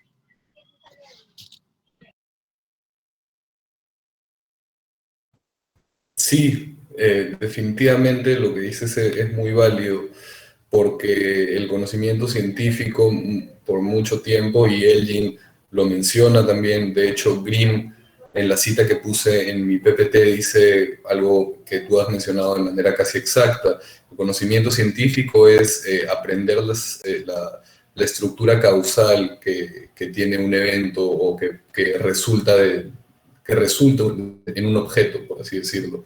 De hecho, eso es muy objetivo. Richard Feynman también habla pues, de que la ciencia es una suerte de explicación hasta cierto punto de los fenómenos naturales. Richard Feynman es un físico teórico. Sin embargo, él dice que no hay que quedarnos en ese punto de la ciencia, puesto que la teoría cuántica ya nos ha mostrado de que hay muchas cosas que, al igual que cuando nos enfrentamos a otra persona, no podemos captar en el objeto material.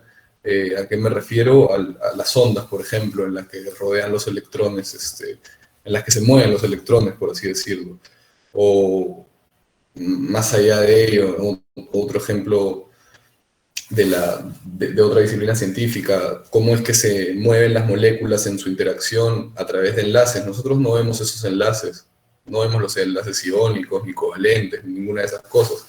Sin embargo, nos podemos representar esos enlaces para poder operar en esos ámbitos. Es decir, ahí entra la falsedad oportuna, más allá de simplemente conocer una estructura observable, sino ya es una suerte de proyección, así como la empatía, cuando uno conoce a otra persona y trata de entender sus pensamientos, trata de entender sus actitudes, sus acciones y darle sentido.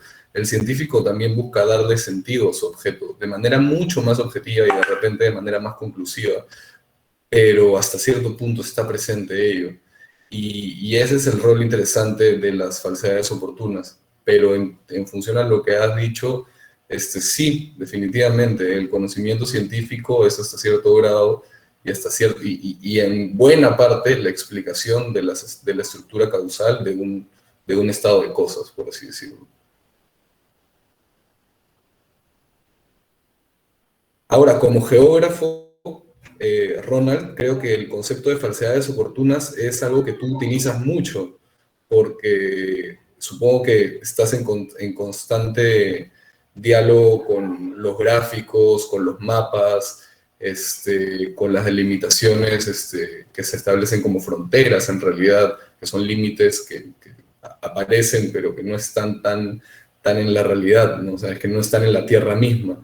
Pero tú, a través de observar un mapa o observar de repente un mapa, puedes llegar a muchas conclusiones acerca de la delimitación de la Tierra, o bueno, de geografía sé muy poco, así que te preguntaría más a ti, ¿cómo es que tú, como geógrafo, sistematizas tu metodología? Muchas veces estoy casi 100% seguro de que muchas veces no apelas a la realidad empírica en sí misma, sino a representaciones de una realidad dada, como en el caso de los mapas, ¿no? No sé si es cierto lo que digo, ¿qué opinas? Claro, es ensayando un poco mi respuesta a tu pregunta. Claro, es básicamente, o por muchos años lo fue para los geógrafos,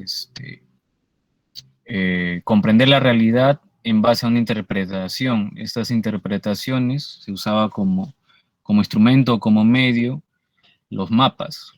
Ahora bien, la cartografía, de donde salen los mapas, si bien es cierto, es una representación de la realidad más o menos esquematizada o armada. Como tú bien señalas, son límites, por ejemplo, el tema de solo límites territoriales, ¿no? O el tema de límites departamentales, son difusos o imaginarios, que no están necesariamente en la realidad como tal, como una línea limítrofe, pero sí tiene algunos mecanismos de la realidad, como por ejemplo monumentos, hitos, que le podemos decir que nos sirven para delimitar ciertas zonas, ¿correcto? Ahora bien, otra cosa que nos basamos, otros instrumentos metodológicos que la geografía se basa, son mapas mentales, entrevistas, encuestas, perfiles, y lo que ahora en geografía, o actualmente en geografía, se basa para estudiar la realidad, al menos en nuestro país, en Lima, para ser más precisos, en Lima se usa lo que es la geografía o la aplicación de la geografía cuantitativa. Esta geografía se basa básicamente en la construcción de datos, o mejor dicho, de recolección de datos, datos virtuales. Creo que hay un informático también acá. que puede comprender ello, o los demás también que lo son. Estos datos se almacenan, también tienen una base de datos. Nosotros le llamamos Geodata Base o Big Data, si no me equivoco. Y con eso también podemos interpretar la realidad, ¿no? Un ejemplo así práctico es el famoso Google Maps. Ese básicamente es la aplicación de lo que sería el instrumento que es el GPS, el Sistema Global de Posicionamiento, ¿no? Y así infinidad de temas, por ejemplo el satélite, que es nosotros una técnica en geografía que le llamamos teledetección, que a través, nosotros como observadores o como científicos no necesitamos estar fuera lo que es en el campo, le decimos nosotros, para estudiar la superficie terrestre, sino que nos basamos en instrumentos asistidos como el satélite, que nos brindan información de lo que llamamos nosotros territorio, ¿no? Y así podemos ir, te puedo dar alcances de lo que hacemos en geografía. Claro, muchas gracias, Ronald. De hecho, los mapas mentales, los diagramas, en el caso de las entrevistas es un poco más complejo, pero esos dos ejemplos que has dado son básicos, pues, porque al igual que lo que mencioné brevemente, cuando tú estás en la estación del Metropolitano o del tren eléctrico, por ejemplo, o en el caso de las personas que que no viven en Perú, imagínate cualquier estación de tren, nosotros estamos viendo en un mapa cómo es que se mueven estos trenes, dónde es que estamos parados, dónde tenemos que ir, y vemos en un horario que no es el tiempo mismo, a qué hora tenemos que tomarlo, ¿no? Muchas veces este horario es, en Perú no, pero de repente en otros países, cuando yo fui a Estados Unidos, el horario del bus era real, básicamente. Máximo variaba 2 o 3 minutos, pero tú tenías mucha certeza de que el bus iba a pasar en ese momento y esa hora a partir de un esquema que no era verdadero. Y en el caso de los mapas mentales, para poder aprender, por ejemplo, las fronteras limítrofes, que como tú has dicho, no están en la Tierra, sino están en nuestras cabezas casi. Bueno, nosotros tratamos de imponerlas en la Tierra con fronteras políticas y estas cosas. También pues estamos tratando de cristalizar nuestra actividad mental para poder comprender la realidad, pues, y esa es la idea base de la falsedad oportuna, y espero de que eso es lo que yo haya transmitido con mi exposición, una falsedad, es decir, algo que no es verdadero, pero que nos sirva para sujetar la realidad, para poder saber con certeza, o tener una gran posibilidad de certeza, por así decirlo, para poder afrontarla. O sea, yo sé de que tengo que estar parado ahí a esta hora, en este momento, para poder tomar el bus, porque en el mapa dice eso y en la tabla de horarios dice eso. Si bien eso no es lo real, yo sé que me puedo fiar de ello, porque no solo porque la experiencia me lo manda, sino porque en la realidad no solo se contrasta, sino sucede. O sea, se da, por así decirlo. Más allá de que yo busque verificarlo, yo busque probarlo, eso se va a dar de manera espontánea. No está forzando nada para su verificación, porque bien puede ser de que el bus llegue un poco tarde y bueno, no se cumpla lo que yo pensaba, que era que iba a llegar a determinada hora y al final llegue a una conclusión falsa, pero de todos modos el bus está pasando, ¿no? O sea, no sé si me dejo entender. Sí, yo creo que sí. Pero sí, muy interesante y muy valioso eso de la falsedad oportuna. Sí, el artículo está en el Drive. De hecho, el libro está en formato de EPUB. Lo voy a subir y también te paso ahí por el email algunos libros más vinculados a esto, pues porque la geografía es una de las ciencias que más lo utiliza. De hecho, Elgin utiliza un ejemplo que creo que dentro de tu área es muy utilizado. Dentro de casi todas las ciencias sociales son muy utilizados, pero bueno. ¿Algún otro comentario, pregunta, de repente, Ronald, alguna precisión a lo que he dicho o algo?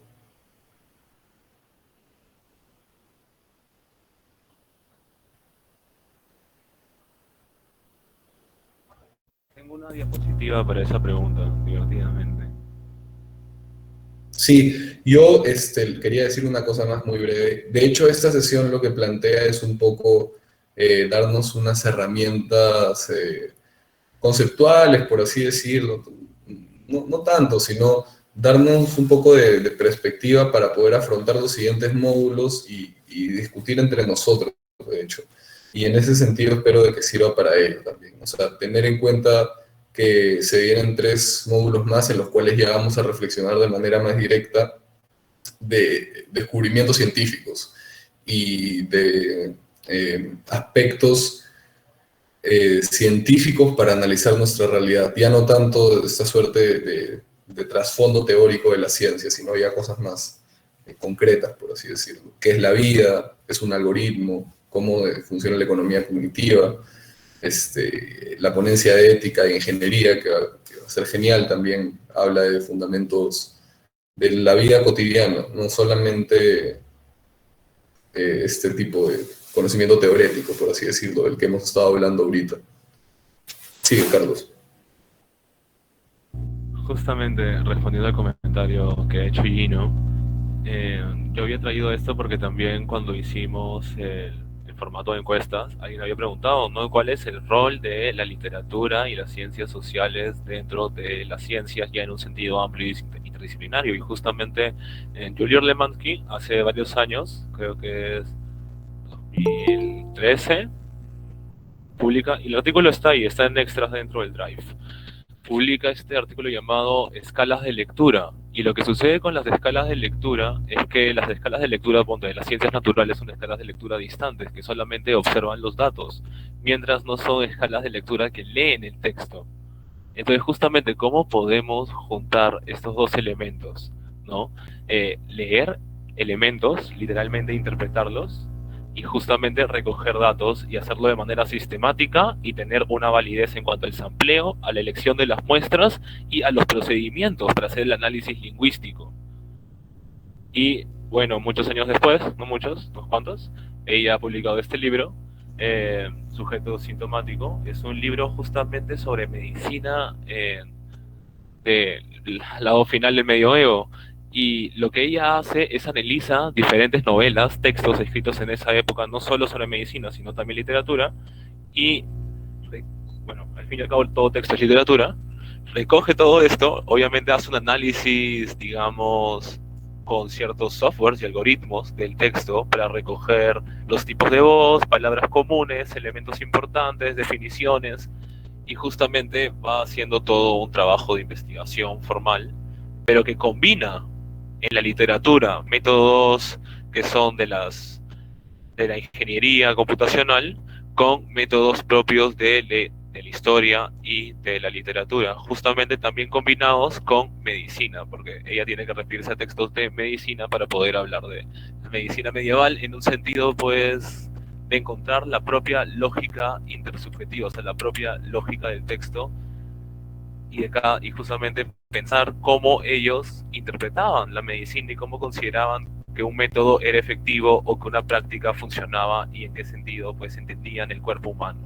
Y cómo también la evolución de la comprensión del cuerpo humano también significa, en un sentido ontológico, cómo nos vemos. Y yo creo que en verdad hay demasiados espacios también en la investigación política y espacios de trabajo interdisciplinario donde podemos juntar tanto elementos de lectura distante como leer datos que hace la geografía, como también la geografía pues tiene este lado interdisciplinario que leen datos y también los interpretan. No solamente yo veo que tiene estas dimensiones, sino también entiendo que esta información tiene cierto sesgo, entiendo pues que hay ciertas variaciones temporales que no tienen en cuenta pues el plano que puede haber sido hace 30 años, y justamente eso pasaba mucho con los mapas antiguos. Yo he estado leyendo unos rusos, justamente he estado muy metido en el comunismo ruso, y lo que pasaba con Fedorov es que un día una serie de personas del Estado fueron a preguntarle, en los años 20, ¿no? El SAT, antes, no había el SAT todavía, fueron a preguntarle, oye, queremos hacer este tren,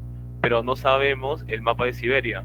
Tenemos estos mapas, ¿no? Le mostraron los mapas y Fedorov lo que le dijo, mira, acá hay un hito que tú no habías visto, esta zona no, acá abajo hay un lago congelado, y justamente siempre tenemos que ir buscando pues nuevas fuentes, nuevas formas de encontrar información importante para poder cumplir con los proyectos que tenemos.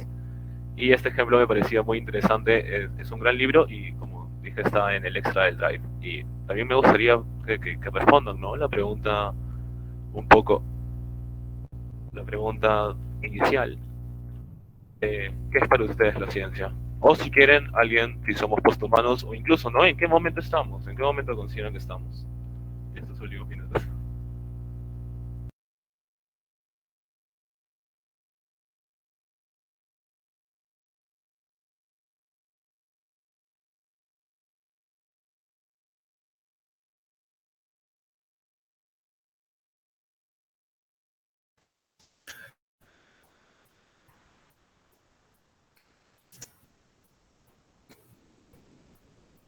Bueno, ¿me escuchan? Sí. Ya estamos casi terminando la sesión, queda poco tiempo, pero quería responder el comentario también de Gino. Lo voy a leer. En el caso de la literatura, que tiene por objeto de estudio los libros, extensión de la memoria y la imaginación, según Borges, en realidad trabajamos con las palabras, con el lenguaje, como con muchas otras ciencias sociales o humanísticas.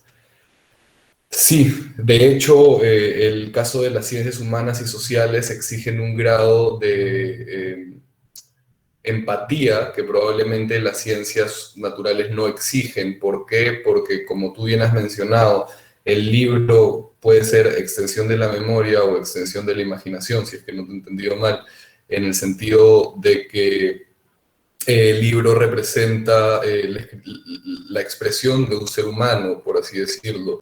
La sociología también estudia, como ciencia social, el comportamiento del sujeto en conjunto y el comportamiento de su sociedad también. La antropología también se ubica para estudiar las conductas de los humanos, las culturas. Bueno, no soy antropólogo, pero así las ciencias sociales al final, y si es que queremos llegar a un punto para que todas converjan en un mismo lugar, podríamos decir que las ciencias sociales y humanas se encargan de estudiar la acción. Y en tal sentido necesitan esta proyección empática que probablemente no se ve en las ciencias naturales, es decir, una familiaridad por parte del literato, literata, antropólogo, antropóloga, sociólogo, socióloga, que busque comprender este bagaje posterior, este telón de fondo conceptual, este telón de fondo cultural, pero también este telón de fondo teleológico que tiene el investigador o la investigadora al momento de estudiar su objeto de estudio, que en este caso son los humanos, o al menos la producción humana. Es diferente, pues, estudiar a un humano que estudiar un objeto. La familiaridad que se tiene con el humano busca aprender justamente sus emociones, entender de que es un conjunto de posibilidades, de agencia, al igual que yo. No es que es una agencia igual a la mía, sino puede que sea distinta, pero tiene las mismas posibilidades que yo. Y ese es el esfuerzo que tenemos que hacer para comprender ello.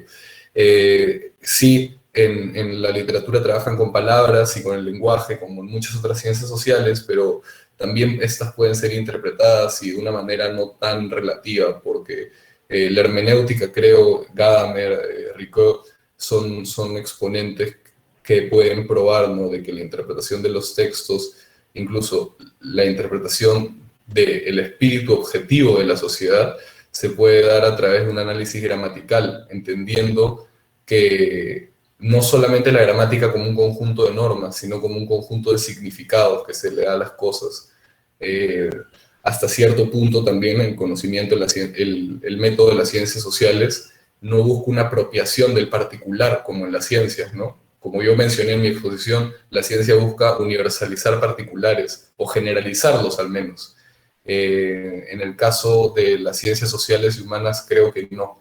Creo que incluso está muy alejado de ello. No sé si llego a comentar algo de lo que tú dices. El Philosophy Topics.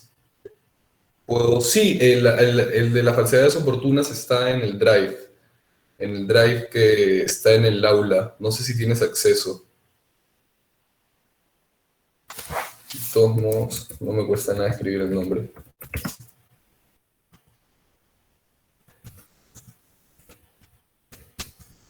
Hay un libro, por si te interesa, que de hecho ya es mucho más profundo. El artículo es un primer intento de la filósofa por sistematizar este modelo.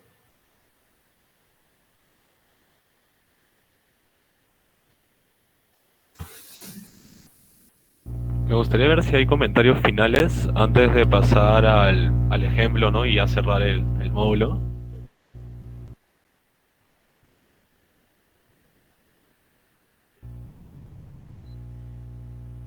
Perfecto. Bueno, quería comentarles justo un poco dentro del sentido de toda esta exposición, el caso de un artículo que también he puesto dentro del Drive, ¿no? Que es la viabilidad de la energía nuclear y justo en base a un incidente nuclear en Fukushima Daiichi realizado el 2011. Lo que sucede es que en un inicio, con la energía nuclear, se realiza el informe Rasmussen, en el cual ellos, después de un año de investigación, habían descubierto que decían, bueno, 20.000 años para cualquier tipo de fusión. Ese es el tiempo que demoraría, ¿no? El tiempo estimado de probabilística, en el cual, pues, uno entre 20.000. Bueno, no uno, ¿no? 365 por 20.000, uno de esos. Entonces, justamente sucedió una fusión parcial en un reactor nuclear 4 años después, ¿no? En 1979, y ellos dijeron, bueno, entonces una fusión puede darse cada 1.000 años de experiencia operativa. 1.000 años de experiencia operativa es 1.000 años de funcionamiento de esta planta nuclear. Y actualmente, con un parque operativo de 440 reactores nucleares en todo el mundo, se calcula que un accidente en el núcleo puede suceder cada 45 años o hasta algo más de 100 años, ¿no? ¿Y qué sucede acá? La experiencia demuestra, de media, hay un accidente actualmente ya, o sea, en los años 70, de uno cada 8 años. Esto explica por qué la industria nuclear no puede seguir el ritmo de la realidad. ¿Qué sucede? A la hora de hacer el análisis de riesgos, hay una diferencia pues entre riesgo e incertidumbre. Frank Knight estableció la diferencia entre riesgo de baja probabilidad e incertidumbre. Y la diferencia es que la probabilidad tú la conoces. Tú conoces los posibles outcomes, ¿no? Los posibles resultados que pueden darse frente a tu acción. Y lo mismo sucede, creo, que con la invención científica. Creo que es invenciones que uno podría decir, ya conozco casi por completo el alcance de los límites de mi acción. Pero ciertamente existe la incertidumbre, ¿no? Aquello aleatorio con probabilidades que no se pueden conocer. Y justamente creo que la mayoría de encuentros que tenemos con las probabilidades son más inciertos que de riesgo, en el sentido de que no sabemos cuándo va a darse la fusión, no sabemos si va a ser ahora, sabemos si va a ser después, pero en la experiencia vamos a refutar posiblemente todas las conjeturas que habíamos planteado. Y bueno, lo que él considera es que es un tema que va más, y justamente va más al lado industrial y el lado del dinero que se mueve y el dinero que implica dejar la energía nuclear y cómo también varios países recurren, ¿no? Principalmente a este medio de energía. Pero ciertamente pues es un riesgo y nos hace pensar sobre cómo podemos pensar en los riesgos de la misma tecnología. Ciertamente podemos pensar que es seguro, pero un par de años después